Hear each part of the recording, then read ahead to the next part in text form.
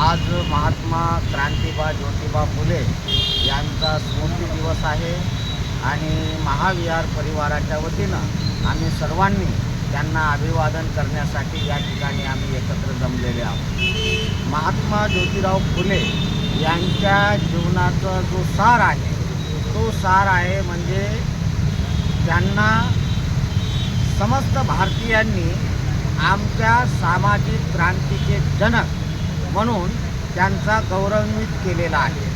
बाबासाहेब आंबेडकरांनी महात्मा ज्योतिराव फुलेंना आपल्या गुरुस्थानी मांडलेला आहे। बाबासाहेब म्हणाले, माझे 3 गुरु आहेत। पहिले गुरु आहेत तथागत गौतम बुद्ध, दुसरे गुरु आहेत कबीर आणि तिसरे गुरु आहेत महात्मा ज्योतिराव फुले। 1937ला जेव्हा ब्राह्मणेतर चळवळ काँग्रेसमध्ये विलीन झाली, केधे आणि जवळकर हे जेव्हा काँग्रेसमध्ये गेले त्यावेळेस बाबासाहेब आंबेडकरांनी स्पष्ट समाजाला इशारा दिला, तुम्ही कुठेही जा, कुणाला कुठेही जाण्यासाठी काही बंधन नाही, मात्र मी फुलेचा अनुयायी आहे आणि मी मात्र फुलेच्याच मार्गाने जाणार आहे।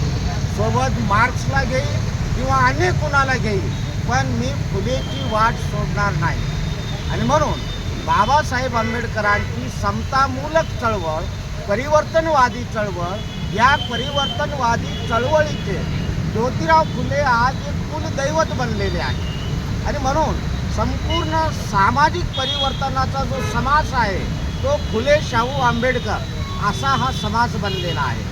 फुले शाहू आंबेडकर एक समाज बनलेला आहे, पण अजूनही एक समाज नाही। हा जरी समाज बनलेला असला तरी फुले शाहू आंबेडकर अजूनही एक समाज बनलेला नाही।